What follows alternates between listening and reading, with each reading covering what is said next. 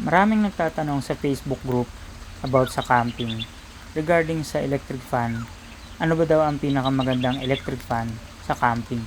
So meron kaming nabili sa Shopee na meron siyang sariling solar panel. Kung mapapansin nyo, sa umaga pa lang, pagkagising ko, kukunin ko lang siya at nagcha-charge na yan mag-isa. So pwede ko pa siyang gamitin kahit matulog ako ng tanghali sa camping, tumatakbo siya habang nagcha-charge. And then, tuloy-tuloy pa rin namin siyang ginagamit kasi almost full charge na siya pagdating ng hapon.